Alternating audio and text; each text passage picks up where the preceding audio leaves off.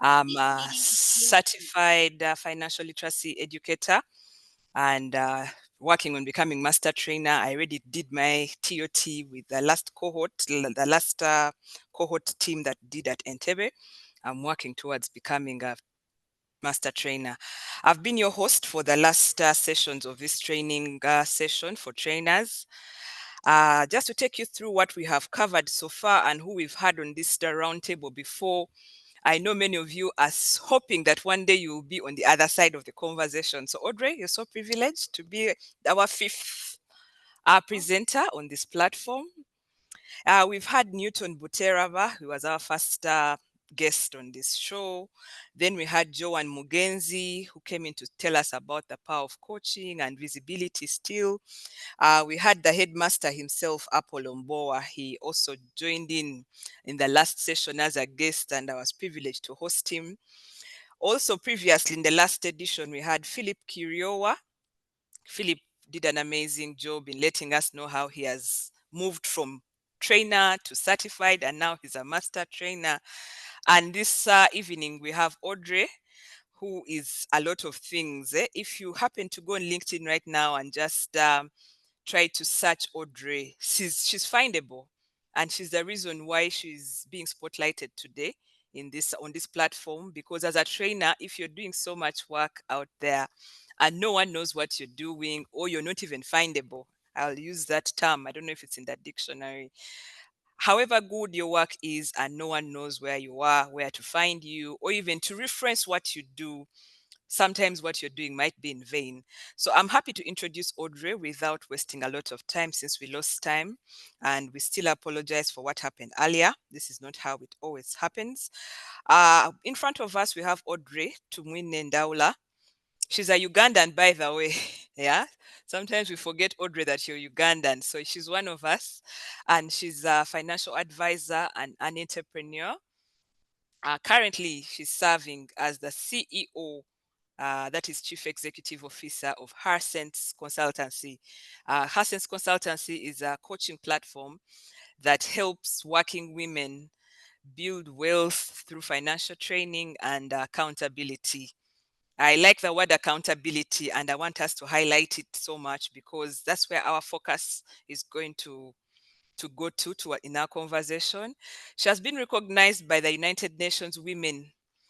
In 2023, she was among the top 50 under 50.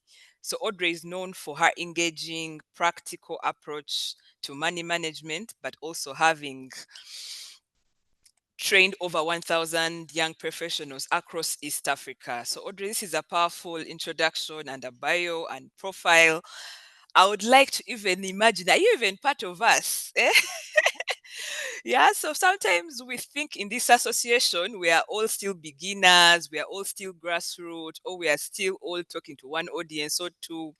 But like from Audrey's profile, and I can attest to the fact that Audrey has been in this profession for not more than 5 years, but the impact she has, or that she has created for herself, but also for her communities, is quite huge. I'll give a small background on how I got to know Audrey a few years ago. Audrey started out as a she started out just out of passion. But if you to look at Audrey's profiles on her socials, and if I'm to share what I picked out that was so pertinent to this discussion, Audrey, I had to snoop on you, was I'll read it out before we start. Audrey had her biggest money fear was that she made more money. Can you imagine? So other people would not find her so relatable. Yeah. She was so afraid of leaving people behind. And that is so many of us. We fear to leave other people behind. She was afraid that she would no longer be part of them if she thrived. So what did Audrey do? Audrey masked her ambitions. She did not speak up about her dreams. She shelved all her brilliance so that everybody around her felt comfortable. And I know as I speak about this, many of us must be putting our names or our faces to this. We shield our brilliance so that everyone around us can feel comfortable. So she thought that the world will applaud you for playing small, yeah, more than it will for being bold and fearless. all of this will be at the expense of all the things that you could have become, all the things that you could have achieved. Yeah. So today, Audrey says that she hopes that you will choose to be different. You will choose to be the one that carries the light so that others will follow, even if it takes a while. She says that be willing to walk in your truth alone, at least for a while. Yeah. So do whatever, but whatever you do, don't play small just for the applause of those who haven't even dared to dream. Audrey, I picked this from your profile. These are your words. Please take us on from here. Oh, Just wow. in regards to this text, Audrey, you're fearless, you're bold, you have refused to play small in the space where everybody's trying to be modest, to be likable, to fit in. How are you doing this? Aside from sharing your journey, I don't know if before I came in you had shared how you started out and what drove you into financial literacy, but give us that background. But also on this text, please throw more light to it. Thank you, Aisha. Thank you for having me. When you read that, I actually got goosebumps. Like it's a reminder I also needed today, and I hope someone else caught it and it will inspire them. But when I wrote that, I was just, sometimes I need like pick me ups, like something to make me, feel motivated and stuff like that. So I go back to why I started and share experiences from my own journey, where, sometimes I'm like, okay, what if I had started sooner? What if I was just empowered to be bold and speak up? And so I hope that today we do that for someone on this call. My journey, so why I'm very passionate about visibility. I think for me, as always, like the best kept secret, if I can say that. So the people around me knew I was always good with money. I always gave the best financial advice. And yet somehow, number one, I didn't apply to myself, but also I didn't really put out that message for myself.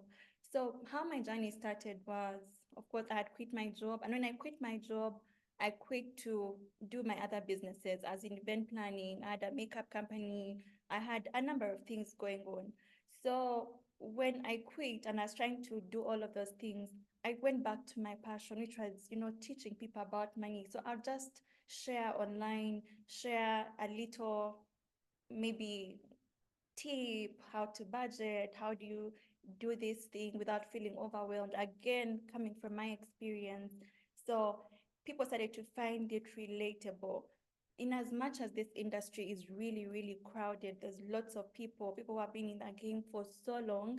I found that people related with me because they were looking for someone who could just simplify this knowledge. And I started to do that. I started to share consistently, started to share vulnerably about my journey, about how, despite being from a financial background, I'm a financial analyst by training, I'm a statistician. So you would assume that I would be really good at this thing. So when people had me say, oh, I live paycheck to paycheck, I was so scared, that I would run out of money because it happened every single month, me running out of money before my next paycheck came in. So people started to write to me and say, I'm battling the same thing. When I created this safe space on my platform and I started to tell people to tell me what they were struggling with. So I would put like question stickers, say, what are you struggling with? And then we'd have like a conversation that whole week about debt, about how to pay it off. So that relatability, it's what led me here. So even when we talk about the period over which I have done this, which is under 5 years, and the growth that we have experienced and I have experienced as an individual, it came from being relatable, sharing my story, and of course, facing my fear, going back again to that post you just read, facing my fear. And, you know, because when it comes to the internet, it's so scary. Even the money conversation itself, we fear to be judged because we are expected to be really good at how we manage our money, even when we're never taught. So people seeing me talk about this thing, it gave them this feeling of, oh, me too, I'm not in this alone, someone else is also struggling. And so they started to come to me, we started to figure out these solutions, and they told their friends, they told their parents, they told their spouses. And that is how we have been able to grow. So a little bit of my story and a little bit about that little motivational message that Yeah, I love that you read it today because it's a reminder that I needed. Thank you so much, Audrey, for sharing what your background looks like. When we see you online and when we see the master classes you put out every other time, and now you're building a whole community. And as we were sharing before this conversation, that many people have built communities. And I could attest to even NSSF where I work. We have done cohorts and built communities, but how to sustainably keep these people engaged, give them the continuous value. And I am privileged to be in one of your communities, and I see that you consistently are giving us value and your community is growing. I have not seen anybody leaving the community. Audrey, as trainers on this call, there are many of us who have started stuff or who would like to start stuff. We have taught, we have educated, we have mentored. Excuse me, but how have you managed to stay in the faces of your trainees, and how have you managed to even keep these groups together and stay relevant to them? Because relevance is key. Anybody can gather people in a room. Right now I'm at at Imperial Royal Hotel. I'm doing a public speaking masterclass, and it's a cohort, and after this we're all going away. But for your cohorts and masterclasses, which I've been privy to attend, I realize that there's that continuation. You have a pre engagement with your audiences. You have a during, but even the post engagement. Most of us have the during. We post our engagement that we have this thing happening. It actually happens, but the post after the engagement, how have you managed to stay relevant and consistent with the people that you come in contact with as a financial advisor, Yeah, I Audrey? think it goes back to being interested in your customer's journey. And now I speak specifically to the financial advisors who are here to help their clients actually thrive financially.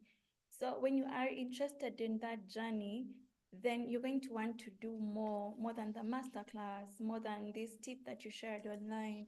You want to see how this knowledge can now be put into practice and for you to get that result. So I think you have to fall in love with the result, that end game, the thing that happens, the transformation. And when you're not, it's so easy because it's not an easy thing, honestly, with community, with doing anything consistently. At the beginning, it's exciting. You have all of these brilliant ideas, you have this feedback coming in, and then it gets to a point where everything is quiet. You don't know if your client is still interested, you don't know if they're putting in the work. So it's a journey that can only be sustained if you actually care, because you'll have to show up when it's quiet, you'll have to show up when, oh, you post something and there's lots of likes on there, and then there are those where there is no feedback, it's very quiet. But when you have that goal in mind and you know that this person expects me to show up for them, and I think that's one thing that I also think about on the days where I'm honestly really exhausted and I need a break. I think about the person on the other end who's waiting to hear from me, and I'll just show up for them. So being interested in that transformation and then not just following the trends. I have seen a trend and I'm happy that probably we were like at the front of this whole masterclass trend. So I have seen that and it's amazing. But what happens after you give people all of this knowledge? Is there a pathway for them to follow so that you actually see the result that you desired? Because I personally don't think people come to us because there's a lack of financial knowledge. There is so much knowledge. There's so much on the internet, so much on Google, Chat GPT. So I think they come to us because they want for us to simplify these things, water down these concepts, and make them very relatable for them, meaning there has to be that constant interaction. And that's what we've been able to do through the community and our other services. Thank you, Audrey, for sharing that. From your submission, what I pick up is that as trainers in financial literacy, we have to be genuinely interested and show up. But Audrey, at what cost? Because there's a cost element to all these things we do. And from the previous guests that we had on here, we took them on to the point that they were like, is this financial literacy kind of industry? Are people making money? Because if I'm to have a masterclass or have a cohort and I even have to follow people after, Audrey, tell us at what cost. And on traders on this call, I know many of them, I can see them and they've done so many things, but at what cost does a financial literacy trainer have that genuine interest in the customer's journey? And at what cost, monetary wise, and any other things, time, resources, and all that stuff from your experience? Yeah. I'll be honest with you, it's an interesting journey. I'll start there because at the start, for me personally, looking back, I did a lot of pro bono work. A Pro lot. bono. I would Mm, ask people, I'm giving 5 slots today to do free consultations, and I would do those and I would give my everything, you know. And I think I shared maybe around June when we had one of the breakfasts at Hassan's, and I shared that I still have my very first client, and she was a free client. That was the first client I consulted for, and it was pro bono, and I gave my best. I remember that call was about 45, 50 minutes. We mapped out a financial plan. I followed through. And let me tell you, when we officially launched our community program, that was the first person who signed up. Then she brought 2 other friends, and that ripple effect continued. So is it one of those things you start and immediately start to bag money? No, it's not, because it takes a lot of time for you to build trust, first of all, for people to know that, okay, she actually knows what she's talking about. But it's also a kind of industry where people want to see the result. And they don't want you, the financial advisor, to come and say, oh, I can help you pay off debt. It makes more sense for them when, say, Aisha comes and shares her testimonial and says, I was struggling with debt, I was indebted by maybe 20 million, and after working with Audrey for a year, I have reduced this to 5. When someone says that and the clients out there can see themselves in Aisha, they will then hire Audrey to help them do the same thing. So if I was starting out again, I would do exactly the same thing. Get clients who need your service, have conversations with them, because also as you start out, you might have this idea of what people need, and you're going to be surprised when you actually have conversations with them. And so it helps you tweak even your service and decide who you're going to serve. So I would do that. I would serve before I even get paid, because the thing is, when you have good work, the money definitely follows. So at what cost you're going to have to show up consistently even before getting paid, and then do good work, do good work. Like, I cannot overemphasize that, because we are going to see. I keep telling, when we have conversations with some of my friends in the industry, I tell them there's like very much interest in this industry right now. We see so many people coming in, but give it about 2 years, 3 years, the number is going to go down again, because it's not so lucrative in that way. And so much is going to determine who stays in the game and who doesn't, who shows up because they actually care to provide a solution to their clients, who's innovative, who's just copying and pasting what they saw someone else do. So it's going to take a lot of grit. So yeah, I think we should all be prepared for that. And when it comes to the money, you have to look at this as a business, obviously. So for me, it's always been, if you're going to offer anything, product or service, make sure it's being offered to someone who can pay you. So even as I did free consultations, I made sure that I was offering this to my ideal client. I was not doing this to just anyone who came by my profile, because I wanted to lead them to a place where, again, if they saw value in what I provided, they could afford to pay me. So make sure whatever you're doing, you are able to get paid by that person. I have a client so I do mentoring for coaches as well who are starting out, and one of my clients, she does something with confidence, and she wanted to create a tool for children to build confidence with children, and versus building confidence for working women. And the question was that between these two niches, as a beginner, who do you want to really focus on? You have walked this journey as a working woman, you have struggled with anxiety and all of these things, and you have got to this place of confidence, this place where you are fulfilled. Would you rather focus on the working woman who is able to take money out of her wallet and pay you, or do you want to focus on children where you have to go through their parents, convince them that their child needs this thing? So when it comes back to financial advisors, who are you targeting? Who are you speaking to every day, and can they afford you? I once did a program, and one of my mentors asked, the service that you offer, is the bearer of pain the one who pays you? And that's what I have created with her sense, where the person who actually needs my solution is the one who pays me. Because there are so many models when it comes to this. It could be maybe a program we provide to women in the village for financial literacy, and maybe the government of Uganda is paying. But are you, as a beginner, ready to go through all of the bureaucracy to have the government hand you a paycheck to even shortlist you? Or would you rather go for the quicker wins, which is look for that working woman, look for that gentleman who needs your service, has an income and can pay you? So the money side, you're going to have to think as a business owner and see how to make that make sense for you financially.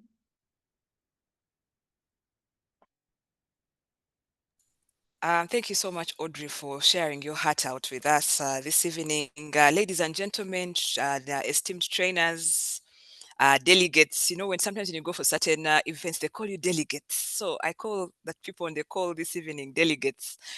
For those who have just joined us, you're most welcome. This is the Financial Literacy Trainers Roundtable discussion. It's been happening every last Friday of the month at 7 p.m. We changed it recently because Friday was a little bit tricky.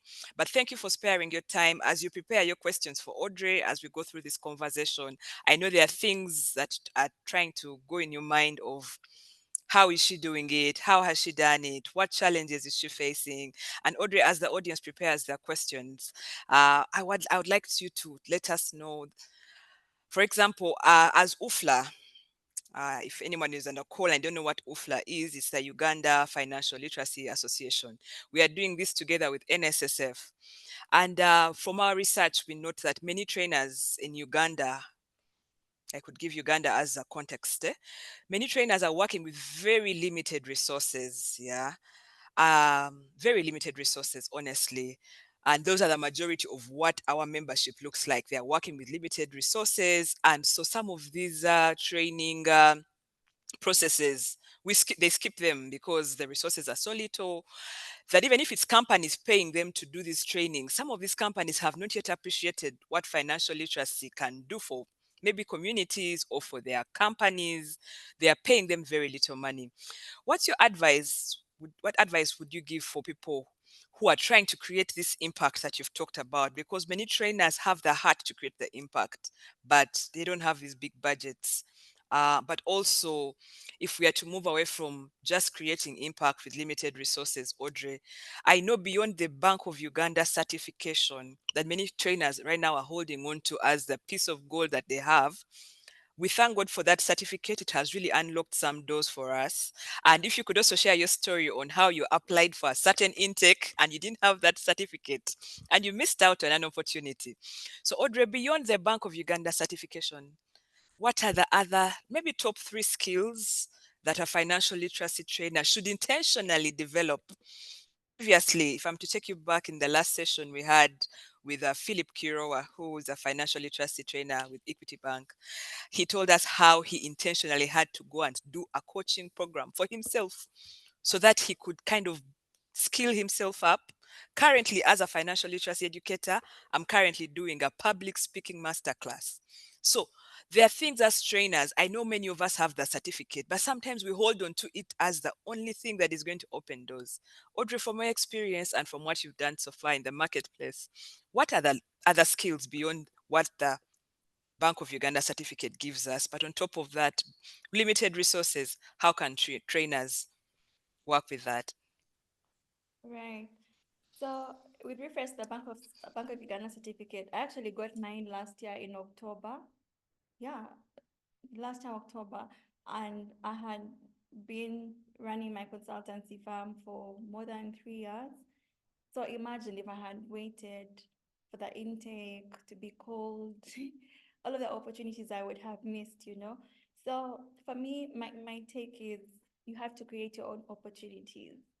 And that's my number one thing. You have to create your own opportunities, kind of create your own table and like your own mark in this market, in this industry, because unfortunately or fortunately, the world is only going to remember those who are bold, those who kind of put in the face of everyone what they do.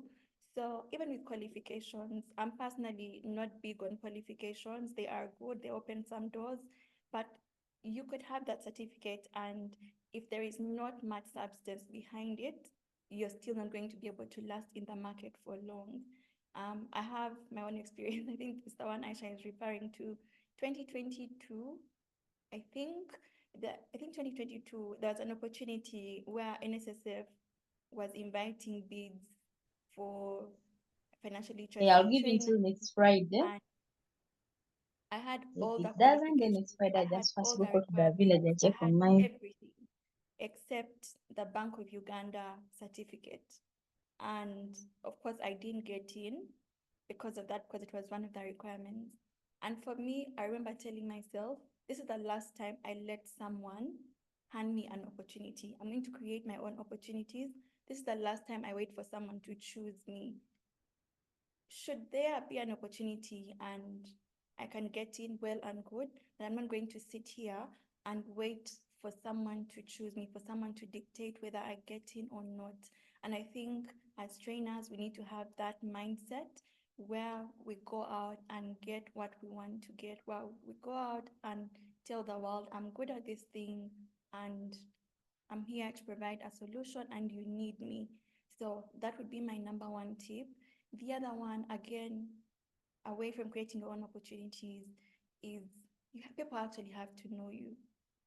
You could be brilliant and are doing a great job, but if no one knows about you, then it's going to be difficult for you to be referred, for you to be recommended for opportunities. And again, when I started out, now back to the resource issue, I could not afford to pay for another office space to, accommodate my consultancy. And for me personally, I think, again, coming from my business background, I like for my business to guide my growth. So for me, hiring an office before I even had a proof of concept did not make sense for me. So what did I utilize? The internet. The internet has created equal opportunity for all of us. And by the internet, specifically social media. So we have LinkedIn, we have Instagram. If you can dance on TikTok, maybe it's also a great opportunity. But for me, I knew that that could be my platform, that could be my office. And so I made sure that every day, the same way I was showing up at my 9 to 5, I showed up on this platform and I shared my knowledge. I shared generously what I knew, because you can't just say, I'm a certified financial literacy trainer, and when I look at your profile, your LinkedIn, there is nothing to show what your opinion is about budgeting, what your opinion is about the budget that they just read, what your opinion is about people earning too little at their workplaces. Like for you, what is your opinion? So you also have to share that. Be you have to get to a place where you are an authority, where when we talk about money, you come to mind like, oh, there is this person, he talks about this. There is, like, I know Elijah. I don't know if he's in the association, but he's a friend of mine who I follow on LinkedIn, and we have met in person. I know that when we talk about treasury bonds and bills, he comes to mind. So when people hear your name, what comes to mind? I know when people hear Audrey, what comes to mind is financial literacy, financial education. But most importantly, they know that I serve working women. That's very clear. I have been very consistent. So those are some of the tips I would give, and that you start today. Treat treat this, because the world is digital. That's where we are going, and most of these other things are going to be deemed irrelevant. So you want to make sure that you are in that marketplace, like Aisha said, that you are findable. When someone looks for, say, trainers or someone to facilitate a particular training, you're able to be found. And the first place they're going to look at is your profile and what you have shared. It's not enough to just look at your qualification section. why aren't you posting when you're scrolling on the internet, for example? So yeah, put your opinions out there. And I think for me, what really helped me was that when I started out, I think I would call it being naive. Like I didn't know who was doing what I was doing. And I think I found out maybe 2 years in where I was like, oh, wait, we do the same thing with this person. So having that window where I didn't really look at what other people were doing gave me like this space where I could freely share and I was not scared to be judged. I wasn't comparing, and you're going to have to incorporate that in your own journey. Don't follow trends because you know what happens when they die out. Don't be scared that, oh, this person did their masterclass and it sold out. Begin, yours could have 20 people, but if you're consistent, it's going to end at 100 people one day. So, yeah, just make some noise so that we know who you are. Make some noise, financial literacy trainers. If there's anything you have to leave with this evening, is make some noise about the work you do. Thank you so much, Audrey. From what I pick out, the internet became was your first office. And I Yes. believe all of us have access to this thing called the internet. While you were speaking, I kept thinking as UFLA, currently, right now, as I serve on the executive, plus I know some executive members who are on this call, we might be saying we need to be on the internet, we need to show up. But I thought maybe there's a digital skills gap that maybe the association should maybe train or maybe uh, keep highlighting it as something that is quite crucial, because sometimes you might be pushing people to something that may look lucrative or it's working for everyone, but we don't know how where the trainers are standing in terms of their digital literacy and how easily they can use these platforms. Yeah, so that is something I've noted out. Yeah, and I like when you said that when you come to the internet, you're sharing your opinions. Yeah, you're not saying I'm the expert or I'm the guru. You're sharing just your opinion. If it is a budget reading that happened and the budget was read, just share your opinion, because opinions Yeah. are free. You're allowed to share your opinion. Thank you for bringing that out, Audrey. Yeah, so as the trainers on the call organize their questions, I know they must be burning. Audrey, I would like to also to highlight that I know you've gone beyond the Ugandan space. Many trainers and others on the UFLA have also done that. Maybe others haven't been privileged to go beyond Africa. I could say Africa, not Uganda or East Africa. Audrey, from where you sit or from where you have been, what trends do you see shaping the future of financial literacy? First of all in Uganda, but also at Africa at large, because as trainers, we need to look beyond Uganda. Financial literacy, there's a quote I came about somewhere where I say, money is a universal language. It is spoken by everybody. So you can't say that money issues or money matters only apply to Ugandans. Yeah, you can scale at a global scale, I know, with this kind of trade. So, Audrey, I know you've been in some of these spaces. As trainers, we open up the discussion. Feel free to share your comments in the chat room. Then I have also given everybody the right to unmute. Feel free to raise your hand and unmute and share. Audrey, what opportunities are you seeing shaping the future of financial literacy in Uganda specifically, but also Africa at large? Right. So the first one, definitely digitalization. We cannot do without technology. So it's something that we need to learn, we need to embrace. It's going to make things and life a lot easier.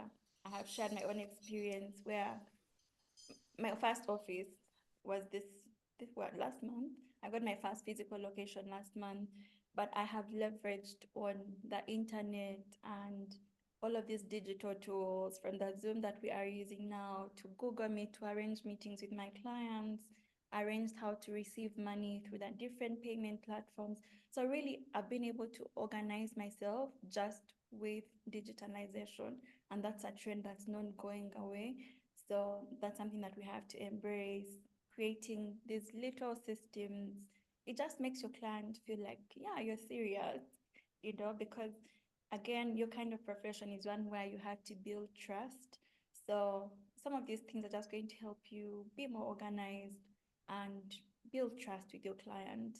And of course, I think even now, like people are behind their phones all the time.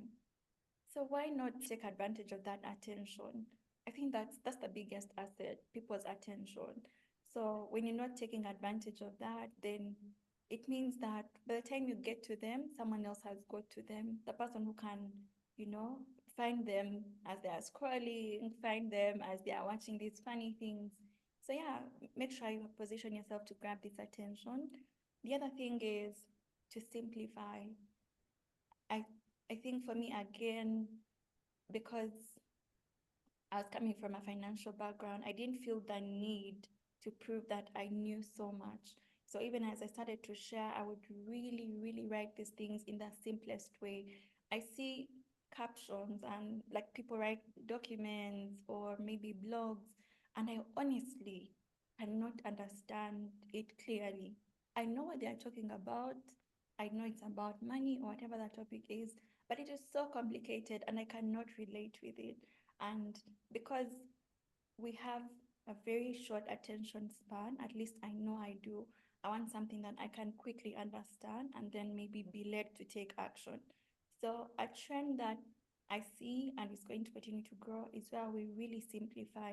Like I said, your client has access to financial literacy material on the internet. They have all of these courses going around. So when they come to you, they've not come for another masterclass or another course where you show them, I know this thing. I've heard people talk about emergency fund, contingency fund, throwing around all of these terms. They've come to you to get your own version of things. When I come to you and I say, I need to build an emergency fund, make me understand what this thing is. Make me understand that it's simply money I'm putting aside to help me on a rainy day, to help me when I run out of a job. So I see that shift where we are going to have to really simplify our knowledge and package it in a way that our clients can understand. The other thing, again, when it comes to simplifying, and I think it gets in the way of us sharing what we know, is that we think we have to be experts, we have to have these different qualifications, because who are we to talk about money if we don't have it or we're not even qualified? And I think if we can just have that shift where we're just you understand that my client is not here because LinkedIn does not have people throwing around big terms, but they just want to hear them through my mouth or my writing. The times I talked about where I show up because I know there's someone out there who's waiting for me to show up. And I read this thing that said that there are people who are waiting to learn from you. And it's the only way they're going to understand these concepts when they are delivered by you in your own unique way. So simplify these things the way that you understand them and start to share. So yeah, and I think that's where the whole personal brand thing comes in, and you see that it's a very big trend right now. They're just saying, what do you think as a person about this thing, so that your client relates it to you and then can digest it that way. So that's personal branding. That's what they're trying to say. Say things the way you understand them. Wow, thank you, Audrey. I like the way you've kind of brought it down or brought the conversation home by letting us know that, you know what, do things our own way. There's a lot of imitation and a lot of trying to be so and so. Thank you so much, Audrey. The floor is open. Trainers, grab your cup of tea, grab your popcorn, your bottle of beer. We are still here for the next 15 minutes. Sorry, we started a little bit late, so I'll borrow 15 minutes of your time so that you can exhaust all your questions. We have Audrey this evening.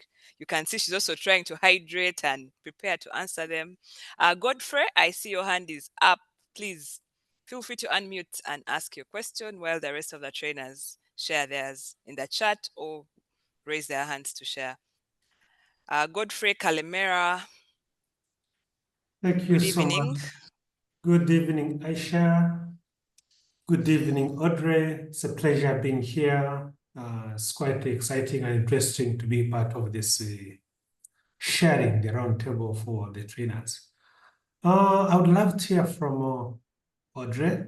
Yeah, just as Aisha said, I just tried to snooped on your LinkedIn. And I know that we're working around the finances, basically finance, CA, and the auditing and accounting.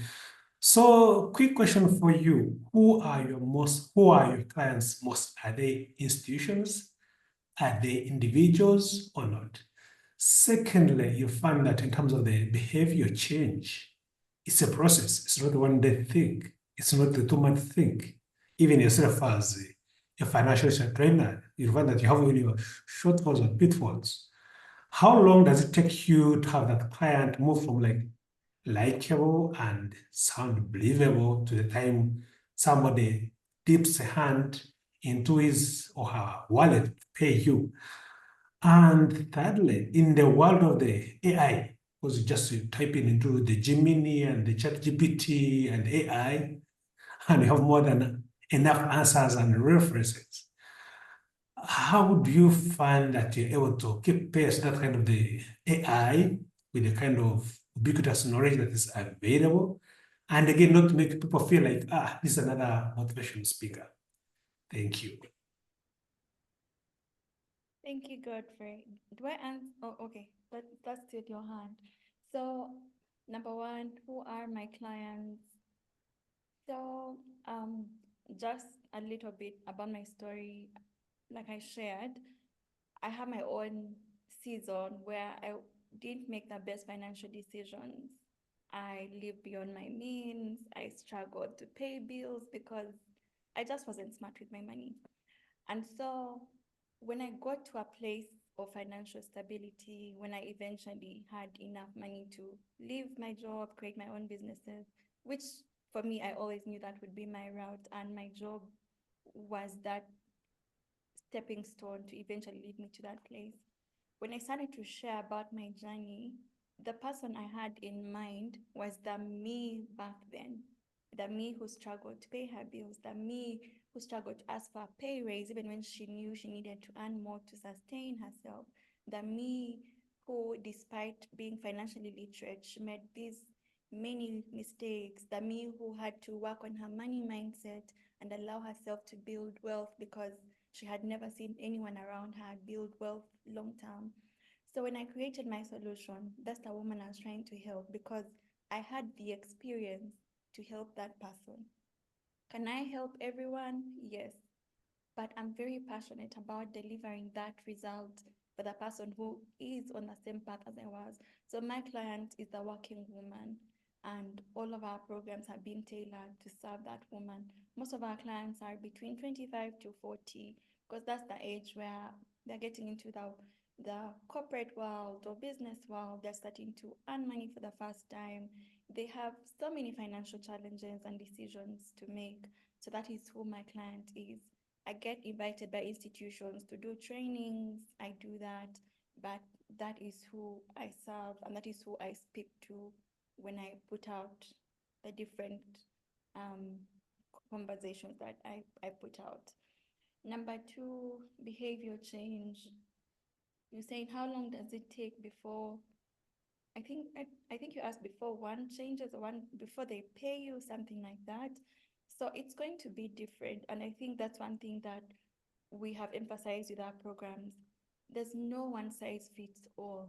There's a client who is going to have a conversation with you and they're immediately going to hire you because you have found them at the point where they are ready to invest, they are ready to put in the work, they are ready to get help. And then there's also a client who does not even know they need help.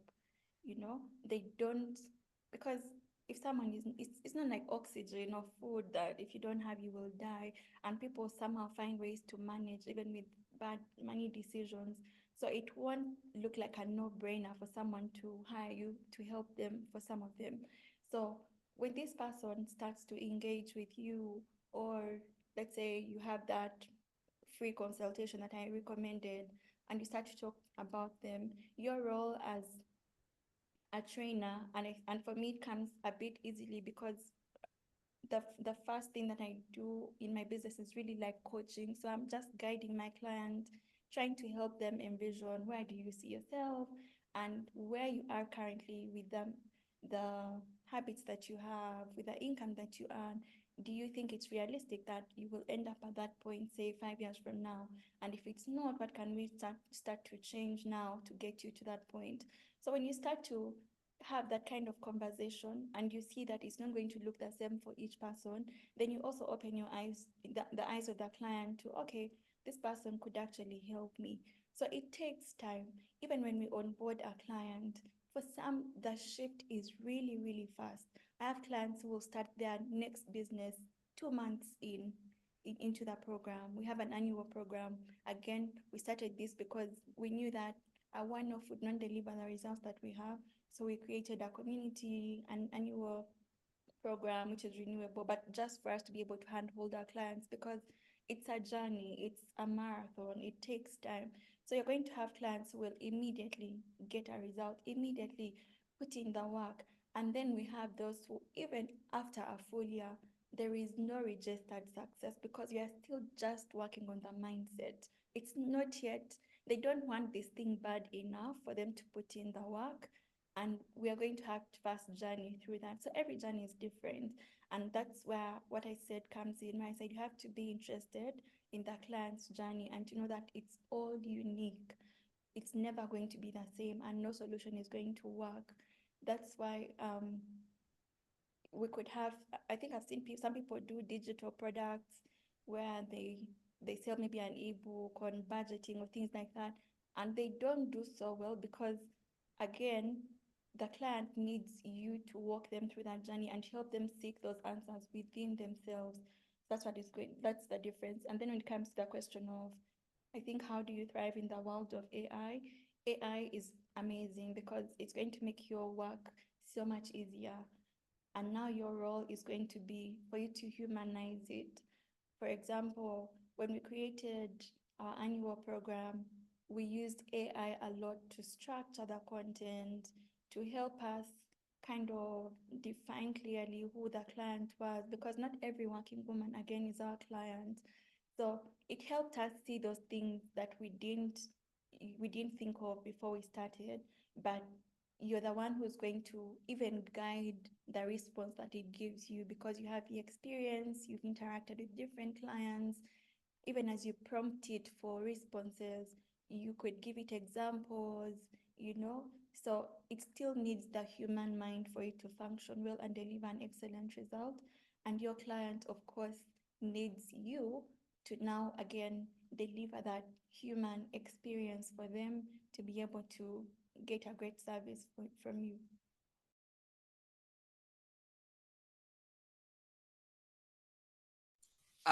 Thank you so much. I hope the questions have been fully answered. Thank you, Audrey.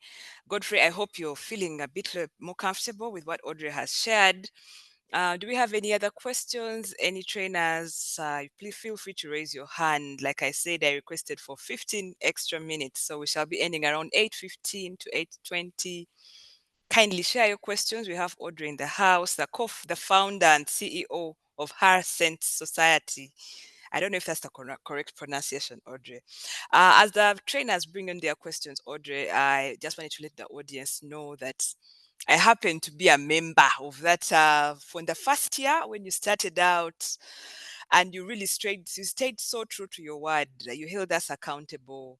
So even as I was already working in the financial literacy department at NSSF, but you really, really took us on like beginners. And that is what I want the trainers to know, that even as a financial literacy trainer, you are still a beginner. No one can be an expert at money management. Yeah. So I joined Audrey's master classes, I joined her community, and so many things I have done now are because of the knowledge that I got from Audrey's classes, but amongst all, Audrey is a big collaborator. Audrey, if you speak about collaboration, she knows who to bring in the room. So even as financial literacy trainers, you can't do it all. Audrey, if you could speak onto that as more questions come in, the power of collaboration. I know you eat collaboration for breakfast and dinner and lunch. So Audrey, it would be so unfair if we left this conversation without speaking about collaboration and how trainers can leverage that as a powerful Yeah, tool for their success.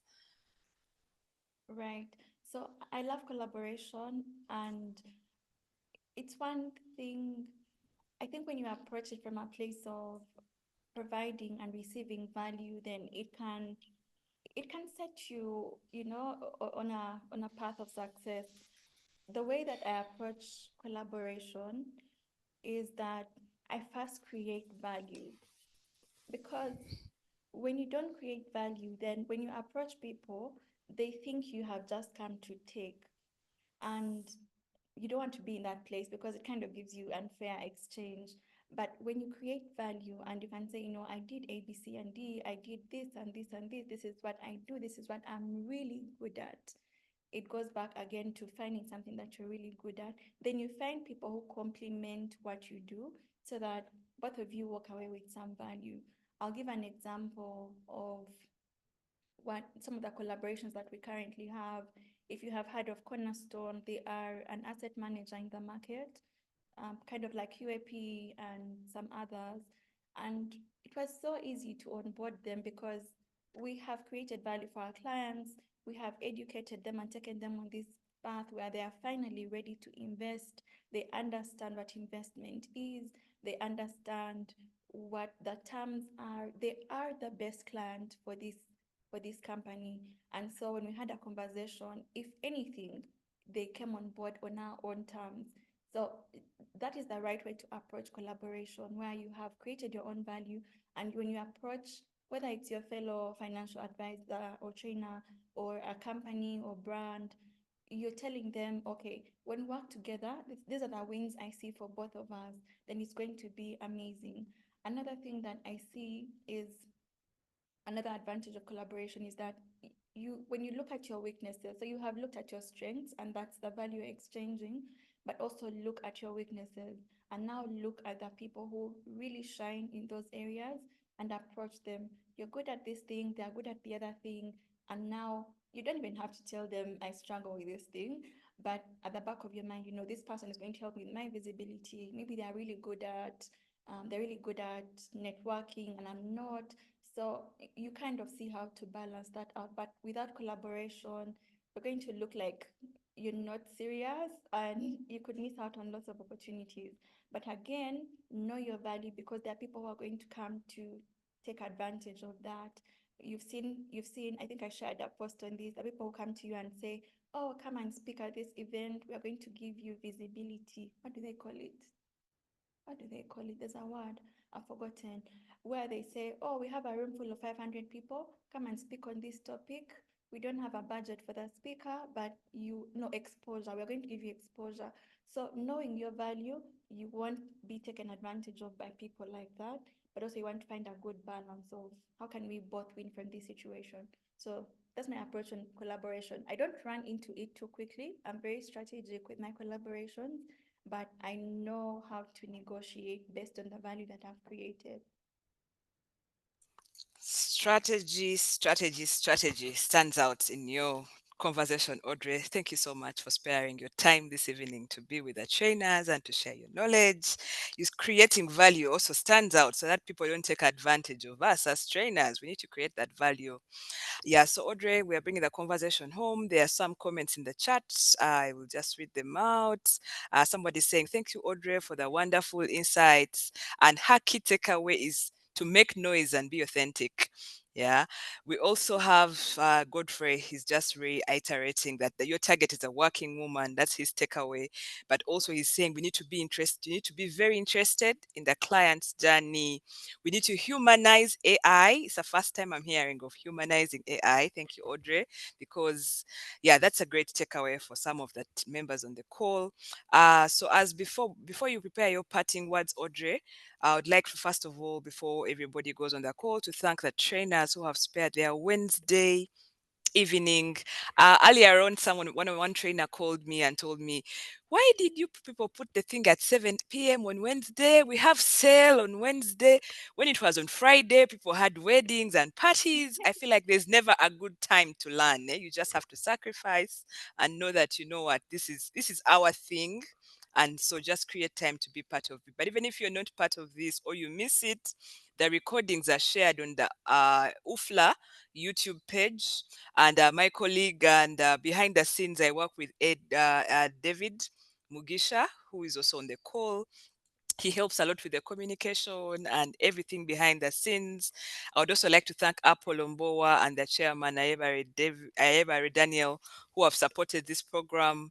I hope the feedback from you guys will to them will be like, this thing is helping you. So David, please share your comments or your words to the team as Audrey prepares her parting words so that we can close this off. Thank you, Flavia. Thank you, Caroline. Everybody who has shared your comment, thank you. David, the floor is yours. Thank you, Aisha. And thank you, Audrey, for taking time and sharing with us your experiences.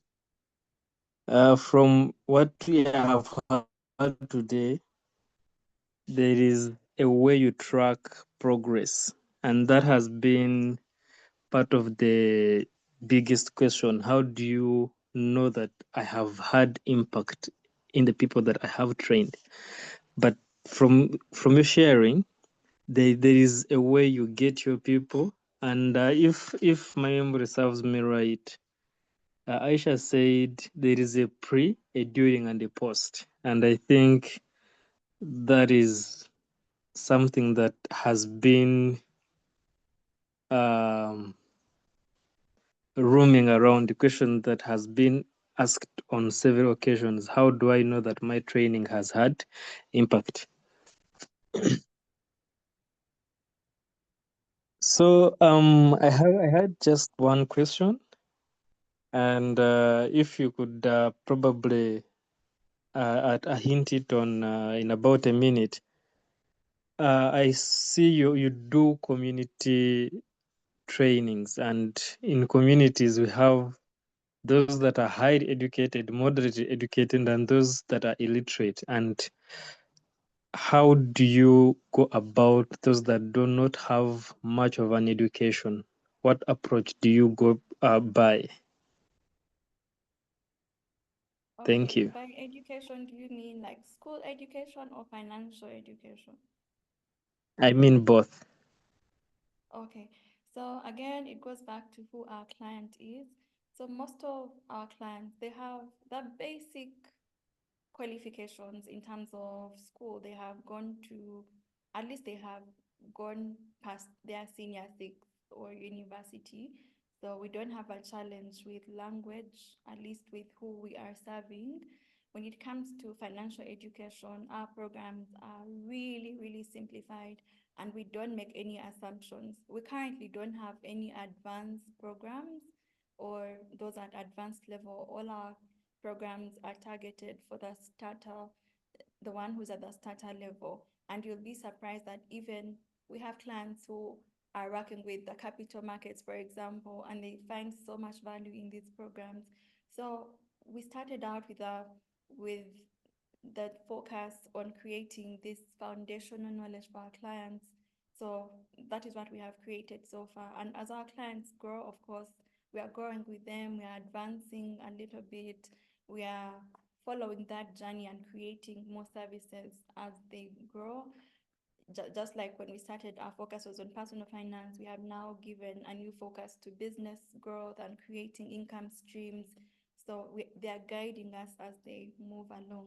But all our programs are targeted for that woman who's just starting her financial journey. Wow, thank you, Audrey. Please share your parting words. There is in the comment section. I think we've exhausted what was there. Would like to let the trainers go and tend to other things that they need to do this evening. Audrey, for your parting words. Before you come on board, I would just like to thank everybody. We've consistently all stayed on the call until this time. Then once again, we apologize for the start. We had some technical issues that we are going to investigate so that next time they don't happen. And Audrey, thank you so much for your patience as well and for coming through. Thank you. Audrey, your last words to the trainers.